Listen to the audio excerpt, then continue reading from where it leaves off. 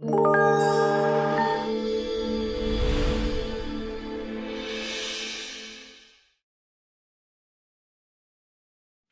안녕하십니까. 경희대학교 이재마입니다. 지금 여기 오신 분들의 백그라운드를 제가 좀 몰라서 우선 그냥 있는 그대로 발표를 하고, 사실 금융 쪽에 별로 익숙하지 않으시면 나중에 질문을 통해서 질문을 받도록 하겠습니다. 제 경우는 사실 그 파이낸스 전공이고요. 재무 전공이고, 미국에서 한 15년이니까 교수 생활 한 8년 정도 하다가 4년 전쯤에 한국을 들어왔습니다. 그리고 제가 미국에서 전공할 때 보통 에퀴티 마켓이나 벤처 캐피털, 뭐 밸류에이션 이쪽을 전공을 하고 연구를 하다 보니까 자연스럽게 한국에 딱 들어왔을 때 그때 한참 창조 경제다 뭐다 하면서 기술 금융이 굉장히 화제가 되고, 그래서 자연스럽게 국내에서 이쪽을 좀 많이 제가 다루게 됐는데요. 그런 의미로 지금 IP 금융, 예전에는 처음에는 기술 금융 그쪽만 하다가 좀 더 확대해서 IP 금융으로 제대로 된 좀 주제를 찾아서 지금 하고 있습니다. 우선 IP 금융의 현황과 발전 방안을 시작하기 전에 우선 IP 금융이 무엇인가라는 정의부터 먼저 하고 들어갈 텐데요.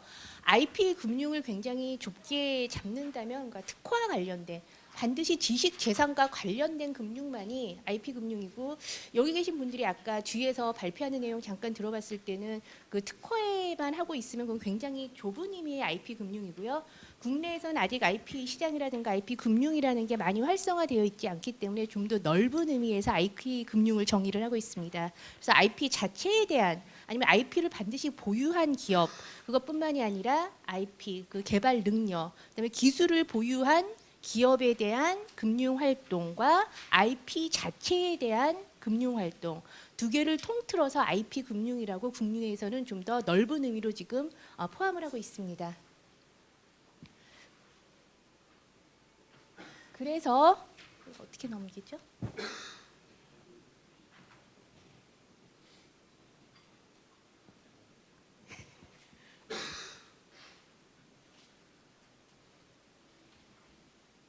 그래서 처음에는 제가 국내 기술 금융의 현황 및 문제점에 대해서 얘기를 하겠고요. 그다음에 국내 벤처 캐피털 투자 현황, 그다음에 국내 IP 펀드의 현황에 대해서 말을 한 다음에 개선 방안에 대해서 제시하도록 하겠습니다. 우선 기술 금융입니다.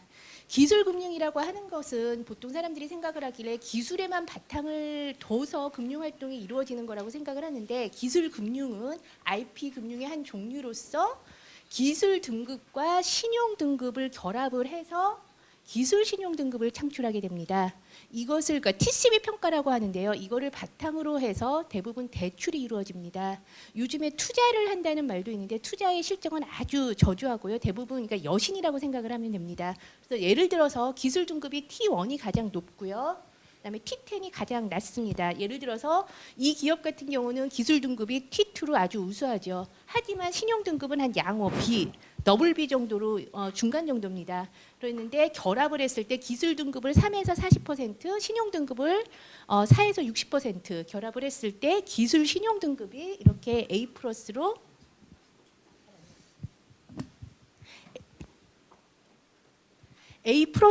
꼭 같은데요. A 플러스로 상상이 되죠. 그래서 이러한 조건 속에서 이제 대출을 승인을 받고 대출이 행해지게 됩니다. 여기서 봐야 될 것은 기술 등급과 신용 등급이 가중학입니다. 따로따로 측정을 해서 결합을 하는 거죠. 이 점에 대해서 나중에 또 설명을 드리겠습니다. 절차는 어떻게 행해지느냐? 중소기업이 TCB 기술평가, 신용평가를 의뢰를 하면은요, 은행에서 TCB 평가사, 현재 처음에 기보 기업 데이터 나이스 세 개사로 출발했다가 이크레더블, 나이스 DMB, 그다음에 서신평 이렇게 6개로 지금 확대가 됐습니다. 이 TCB에서 뭐 현장 실사나 다른 과정을 통해서 TCB 그 등급을 산출한 다음에 그다음에 은행에다가 통보를 하면 이 결과에 따라서 중소기업에 대출을 해결하게 되고요. 그다음에 TDB, 테크놀로지 데이터베이스라고 한국 신용평가원 내에 설치된 데이터베이스입니다. 처음에는 굉장히 거의 그 검색 엔진에 불과했었는데 요즘에 많이 지금 향상이 돼 있고요. 그래서 이런 과정을 통해서 기술 신용 등급이 산출이 되고, 따라서 기술 그 신용 대출이 이루어지죠. 현황을 보면 지금 시작한 지가 2014 3년 7월에 시작을 했죠. 그래서 지금 3년이 조금 증가했는데 누적 잔액은 123조, 굉장하죠. 그리고 건수로는 28만 241건. 2017년 9월 말 기준입니다. 지금 꾸준히 증가하기 때문에 아마 조금 더 될 수도 있을 것 같습니다. 그렇게 지금 가파르게 계속 지속적으로 증가를 했고요. 전체 중기 대출 비중 한 18.3%로 주요 그 기업의 주요 자금 조달원으로 안착됐다는 그런 평가를 하고 있습니다. 규모적으로는 굉장히 지금 큰 규모로 증가를 하고 있고요. 그리고 등급별 평균 대출 금액은 그러니까 기술 등급이 높을수록 더 평균 대출 금액이 높습니다. 그런데 T1 아주 우수 등급은 한 0.1%에 불과하고요. 그다음에 T2는 1%, 거의 T3 거의 한 9%. 그래서 T3 이상은 10%를 가까스로 넘고요. 그다음에 T4가 한 25%, T5가 한 35%, 거의 중간에 많이 차지하고 있습니다. 그리고 아까 발표를 볼 때 보니까 보통 초기 기업이라고 하면은 3년으로 많이 하는데 이제 기술이 보통 중기 기업을 말을 할 때는 설립 후 7년 이내 매출액 100억 이하 기업을 하는데요. 그 비중이 한 35.3% 정도 되고요. 대출 잔액으로 보면은 한 22.1% 그렇게 차지하고 있습니다. 그래서 보통 그 중기 대출에 비해서 0.2% 포인트 낮은 금리로 2.3억 원 더 높은 양의 그 대출을 행하고 있다고 하고 지금 있고요. 그다음에 투자 같은 경우는 제가 금융위를 비롯해서 많이 실적을 알아보려고 했는데 2016년 9월 말 이후로 지금 거의 통계가 없습니다. 그러니까 이유는 투자 실적이 거의 미미하기 때문이라고 하고요. 지금 아까 보시면 알겠지만 123조에 비해서 투자 실적은 한 3,663억 원, 아주 미약합니다. 그리고 TCB 평가사 운영 현황인데요. 주요 TCB만 지금 뽑았습니다. 기보, 그다음에 한국기업데이터, 나이스, 이크레더블. 초기에는 사실 기보 정도가 한 100명 정도 인력, 다른 데는 몇십 명 안 되는 인력이었는데 지금 한 3년 사이에 굉장히 두세 배로 증가를 했고요. 그다음에 평가 건수도 그렇고 보면은 기보의 경우 그 상급에 해당하는 등급이 더 많이 차지하고 있습니다. 셀렉션 그 바이어스라고도 할 수 있겠는데 기술 등급이 높은 그 기업일수록 내가 기술에 더 확신하는 기업일수록 좀 더 기보에 가서 평가를 받는 그런 경향이 있고요. 나이스는 그 신용평가 가장 유명한 우리나라에서 신용평가사죠. 그 건수로는 가장 많이 지금 차지하고 있습니다.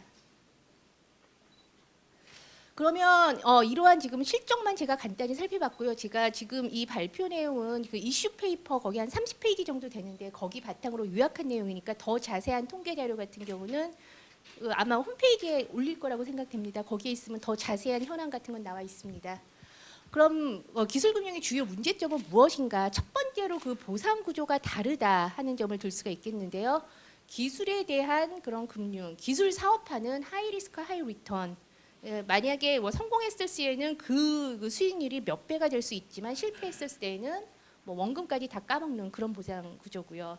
하지만 그래서 만약에 투자의 경우 투자를 했을 때는 지분 투자이기 때문에 만약에 투자해준 기업의 수익률이 올라갈수록 상한의 제한이 없습니다. 성공을 하면 할수록 나의 보상도 같이 따라서 올라가는 데 비해서 은행 같은 경우는 아무리 기업을 성공하더라도 우리 기업 그 은행 대출에서 받는 경우는 이자로 한정이 되었고요.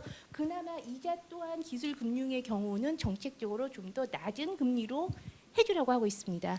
그리고 원금 이 정도로 한정이 돼 있기 때문에 아무리 내가 대출한 기업이 성공을 하고 그런다고 할지라도 이 대출해준 담당자가 이득을 볼 게 하나도 없습니다. 반면에 하나라도 부실이 생길 경우 그러면 이 담당자는 질책을 받게 되고 징계까지 할 수 있는 그런 위험한 상황이죠. 그렇기 때문에 은행이 기술 금융을 할 경우, 기술 신용 대출을 할 경우 은행 담당자는 가능하면 보수적으로 그들의 목적은 부도율을 최소화하는 상환 능력이 있는 기업한테 할 수밖에 없는 그런 구조고요. 근본적으로 그래서 시작 단계부터 아니 어떻게 은행 보고 기술 금융을 하라는 게 말이 되느냐 굉장히 저항이 심했었습니다. 뿐만 아니라 기술 신용 등급에서 신용 등급이 차지하는 비용이 한 6에서 70%라고 그냥 결합이라고 제가 말씀드렸는데 뿐만이 아니라 기술 평가 그 항목 내에서도 만약에 수익 전망 가능성이라든가 그러니까 그 특허의 가치 평가에만 기반이 둔 게 아니라 사업하기 때문에요. 수익 전망 가능성이라든가 자금 조달 능력이라든가 재무 비율에서 신용 평가에 사용되는 재무 비율이 또 그대로 쓰이게 됩니다. 그래서 실질적으로 재무 비율이 사용된 것을 보게 되면 한 80%가 넘습니다. 한 85%까지도 된다고 보여지는데요. 그렇기 때문에 뭐 아무리 그러니까 제가 학생들한테 말할 때 가끔 학생들이 저한테 와서 교수님 저 중간고사 100점 받았는데 왜 성적이 저는 10밖에 안 됩니까? 이런 말을 하는데 이것도 아무리 내가 기술 등급을 T1을 받았어도 신용이 뭐 C나 D인 경우는 가중 평균이기 때문에 전체로 했을 때는 중간도 안 갑니다. 똑같은 구조거든요. 그리고 창업기업 같은 경우는 아직 기술은 있지만 매출을 내거나 충분한 그 영업이익이 나지 않는 경우는 아예 신용 평가를 받을 수도 없습니다. 그런 경우는 아예 대상조차도 되지가 않는 거죠. 반면에 또 기술이 하나도 없어도 신용등급만 놓으면 그냥 기술 신평가 받아가지고 이 아래서 그냥 저리로 더 많은 금액을 대출을 받을 수가 있습니다. 그래서 무늬만 기술금융이라는 그런 말이 나오는 거고요. 이런 문제점이 있고 그다음에 TCB 평가에 대한 신뢰성 아까 보시면 봤듯이 이게 지금 가장 늘어난 지금 전문 인력 수준이고요. 건수는 엄청납니다. 하루에 이 사람들이 이 신용 평가를 했을 그 건수를 한번 생각해 보십시오. 엄청나거든요. 보통 우리 가치 평가할 때 보통 2, 3주는 걸리는데 하루에 몇 개씩 현장 실사도 제대로 돼 있지 않고 이런 상황에서 정말 이 TCB 평가서 하나만 가지고 대출을 해줬을 때 부실률이 발생하지 않을 것인가? 이 기업이 정말 성공을 할 것인가?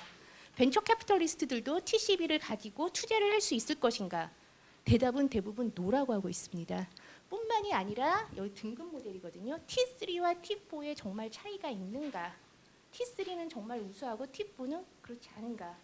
10등급인데 이런 그 신뢰성도 있고요. 신뢰성 문제도 있고 그다음에 그 인프라의 하나로 뽑는 TDB 테크놀로지 데이터베이스 같은 경우 초기에 저도 이게 용역을 하면서 거기 다 들어가서 봤는데 네이버보다 더합니다. 엄청난 방대한 데이터가 있는데 한번 서치를 해서 찾으면 그냥 문서만 엄청나게 그냥 하고 활용성이 굉장히 주저 있고 찾았더니 막 십몇 년 전 데이터 올라와 있고 트렌드를 알 수가 없다는 거죠. 그러면 정말로 데이터는 맞는데 이용이 가능한가 그거에 대한 의구심이 들었는데 사실 저도 요즘에 최근에 깜짝 놀랐습니다. 굉장히 많이 가공되고 많이 발전은 하고 있습니다. 근데 한 가지 문제점은 이렇게 한다는 걸 사람들이 잘 모른다는 거죠.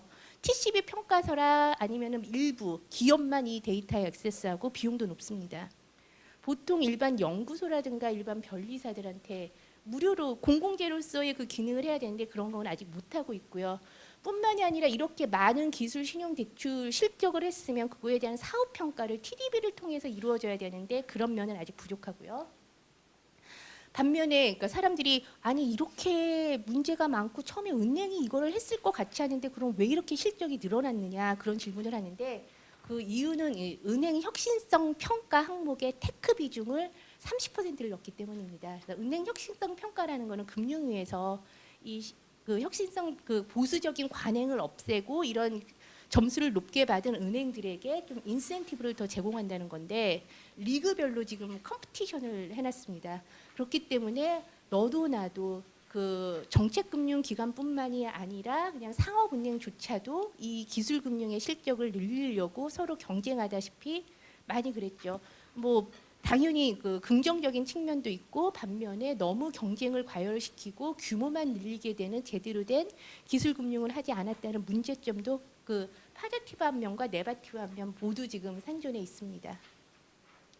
그러면 국내 벤처 캐피털 투자 현황에 대해서도 한번 알아볼 텐데요. 현재 그 창투사 우리가 벤처 캐피털리스트라고 하는 게 창투사를 말하는데요. 그러니까 보통 우리 VC 하면은 창투사랑 신기술 사업사 보통 그 주관 기관이 다른데 보통 벤처 캐피털 하면은 창투사를 말을 합니다. 현재 그 누계로는 지금 한 120개의 창투사가 지금 존재하고요.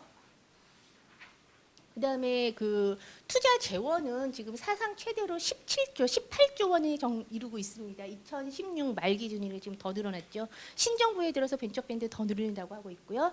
그리고 그 조합이 대부분을 차지하고 있습니다. 그리고 그 투자 재원을 보게 되면 이거 굉장히 외국과 특히 미국과 많은 차이점을 보이는데요. 정책기관과 금융기관, 성장 사다리 펀드까지 다 합치면은 한 60%그 나라에 의존하는 그런 펀드가 한 그 투자 재원이 한 60%를 차지하고 있고요.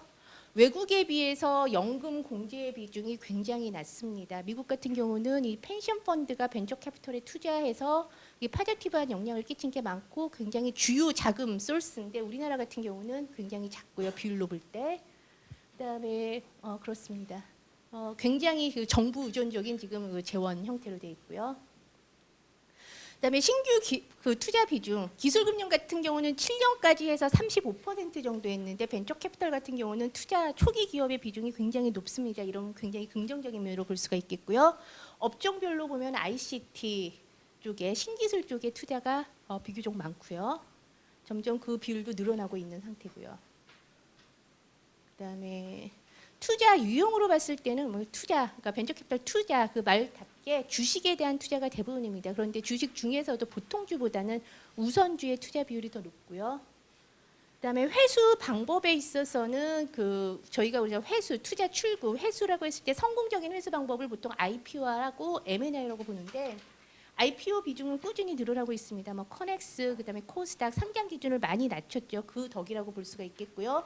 반면에 미국 같은 경우 M&A 비중이 20-30%로 굉장히 높은데 우리나라 경우는 M&A가 비중이 굉장히 낮습니다. 그 이유로는 보통 창업가들이 내가 만든 회사는 내 자식처럼 생각을 하기 때문에 어떻게 자식을 파냐 그런 생각도 좀 있고요. 그다음에 M&A를 할 때 가장 중요한 건 가격 설정인데 이 회사 오너로서는 내가 설립한 회사가 이 정도 가치는 되는데 또 사는 사람 입장에선 뭐 이런 회사들 쌓였는데 이 정도 가격에서 안 맞는 그런 경우도 많고요. 보통 이렇게 되고 있습니다. 그러면은 벤처 투자의 문제점, 특히 여기 지금 현황은 전체 벤처에 대한 투자고 그러면 벤처가 IP에 관련된 투자 현황은 어떤가?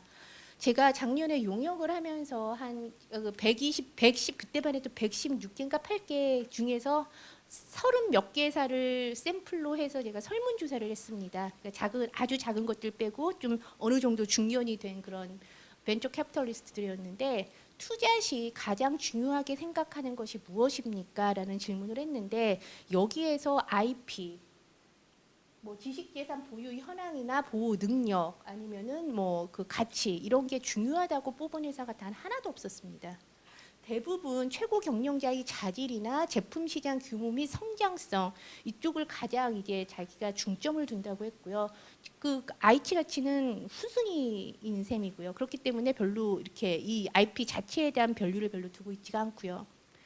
그 다음에 우리가 정말 벤처 캐피털리스트들한테 원하는 것은 그 IP 소유한 기업에 대한 투자라기보다는 그 해외 선진 뭐 MP나 그런 IP 펀드처럼 그 IP 자체에 대한 투자를 벤처 캐피털리스트들이 해주기를 바라고 있는데 좀 더 선진화된 IP 금융을 위해서 그런데 기업과 분리된 IP 자체에 대한 투자에 경험이 있는 벤처 캐피털리스트들이 사실상 없다고 봐도 무방합니다.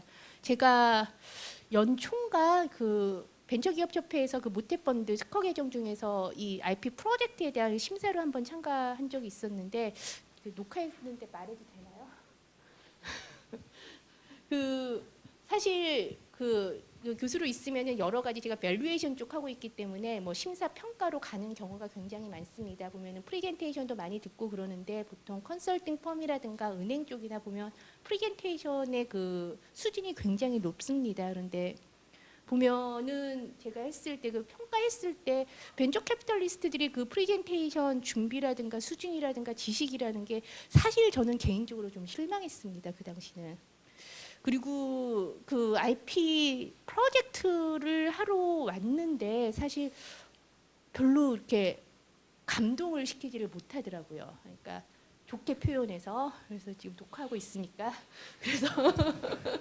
그래서 이 그 성숙된 그런 BC가 별로 없는 것 같다고 느꼈고요. 그 다음에 벤처 캐피털 투자가 활성화되기 위해서는 흔히 우리가 착각하는 게 벤처 캐피털들이 아주 뭐 사원일을 하고 굉장히 사회에 대가 파지티브한 영향을 미칠 것 같다고 생각을 하지만 결국 벤처 캐피털리스트들이 추구하는 건 수익입니다. 수익을 낳기 위해서는 투자를 해야 되고요. 그런데 투자를 어떻게 회수를 하느냐. 결국은 IPO를 해서 나중에 주식을 팔거나 M&A를 해서 팔거나 그렇게 회수가 돼야 되는데 아니면은 그 IP 자체를 팔거나 그런 회수를 해야 되는데 우리나라 그 회수 시장은 은행이 하는 게 아니라 자본시장을 통하는 회수 시장이거든요. 그런데 우리나라 같은 경우 상장 기준은 낮고 상장은 하지만 나중에 털고 나올 때 주식 가격이 그대로 안정이 돼 있나요? 안 그러거든요. 락과 보호회수가 있기 때문에. 그 다음 했을 때 나중에 벤처 캐피탈리스트들이 빠져나왔을 때 그럼 이 기업이 계속 지속적인 투자를 받고 그 생존할 수가 있는가. 그런 면에서 아직 우리나라 그 자본시장 발달 활성화 정책이 최근에 정부가 많이 노력하고 있지만 아직은 미약한 수준입니다. 뭐 향후 몇 년 안에 더 좋아질 거라고 생각을 하고 있는데요. 지금은 그렇고 자금 조달 측면에 있어서도 사실 우리가 벤처 캐피털리스트를 양성을 해야 된다. 벤처 캐피털리스트들이 좋다 그런 거는 정부의 통제에 의해서가 아니라 민간 스스로 자금을 조달을 하고 투자 결정을 하기 때문에 우리가 벤처 캐피털리스트들이 혁신적이다, 모험적이다, 그렇게 앙티프리니어다 그렇게 칭찬을 하고 있는데 우리나라 같은 경우 아까 제가 보여드렸다시피 끊임없이 정부 의존적입니다. 모태펀드 자금을 늘려라. 모태펀드 그다음에 정부에서 지원을 더 해줘라. 네, 지금 알다시피 우리나라 지금 시중 부동자금이 사상 최대로 해서 100조가 넘었거든요. 그 부동자금을 벤처펀드 쪽으로 유인할 수 있는 그런 모티베이션이 벤처 캐피털리스트 자체가 그런 노력을 해야 되는데 아직까지는 그런 노력이 많이 부족한 것 같습니다. 그다음에 국내 IP 펀드의 혈행 및 문제점에 대해서는요. 그 보통 해외에서 IP 펀드다 하면 NPE, Non-Profit Entity. 빨리 할게요. 그래서 그 특허 괴물이라고 하는데 보통 이거를 많이 지금 일컫습니다. 민간 주도에서 했을 때. 그래서 2000년대 초반에 닷컴 버블이 꺼지면서 이제 그 실리콘밸리의 우수 특허들을 저가로 다량으로 매입을 하게 되죠. 그래서 보통 특허 포트폴리오는 개별 특허보다 거래나 소송에서 보다 강력한 힘을 발휘하고 있고 현재 지금 한 뭐 2천여 개의 MP들이 활동하고 있고 펀드 규모는 5억 달러라고 지금 추정을 하고 있고요. 지금 제가 하나 다 예를 들고 싶었는데 시간이 없어서 민간 주도 그다음에 일본 산업혁신연기구 대만 메딕백 펀드 이것도 국가 주도의 IP 펀드입니다. 우리나라 같은 경우도 이제 그 정부 주도로 MP를 지금 2개를 설립했는데 IPQ 파트너스 그다음에 인텔렉츄얼 디스커버리 보통 특허 매입은 아이디 같은 경우는 많이 했지만 2개 다 지금 재무 실정도 안 좋고 사실 가시적인 성과를 내고 있지 못하고 있습니다. 그다음에는 모태펀드 우리나라 그 IP 펀드는 대부분 모태펀드 의존적인데요. 보통 이 모태펀드는 저기 한국 벤처 투자가 운영하는 펀드를 대부분 하고 여기에서 특히 IP 펀드는 특허 계정을 저희가 보통 그 IP 펀드라고 칭하고 있고요. 지금 제가 그 특허청 분들하고도 관계자들하고도 좀 얘기를 해봤는데 특허청이 정말 생각하고 있는 건 너무 굉장히 아이디어가 어떻게 보면 금융이 다른 데보다 중기부 산업부 그런 데보다 굉장히 많은 생각을 하고 있는 것 같습니다. 제가 볼 때. 그런데 1,600억 정도밖에 규모가 턱도 없이 너무 작습니다. 저는 좀 이게 조금 늘렸으면 좋겠고요.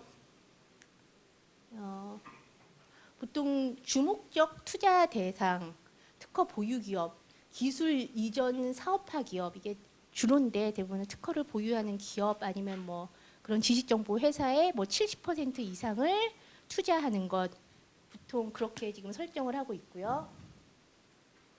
그다음에 문제점은 그 IP 소유 기업에 대한 그러니까 기술금융이라든가 벤처캐피탈 일반 투자들은 많은데 이 IP 자체에 대한 투자 비중은 너무 낮습니다. 거의 없다고 해도 무방하고요. 그다음에 활성화된 뭐 기술 거래소가 있다고 하지만 거의 활성화되어 있지 않고 지금 어떻게 거래되는지조차도 지금 잘 알려져 있지 않고요. 그다음에 모태펀드 특허 개정상의 문제점도 있는데 처음에 이거를 만들 때 보통 벤처 캐피털리스트 특허 제정을 하는데 우리는 아무 문제가 없다고 하거든요. 왜냐?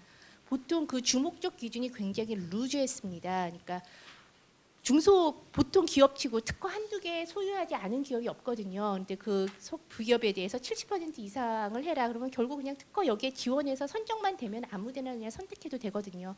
요즘에 최근에는 그 선정하는 데 있어서 반드시 가치 평가를 해라. 조금 더 타이트하게 하고 있지만 기존의 펀드들은 그 운영상의 문제점이 많고요.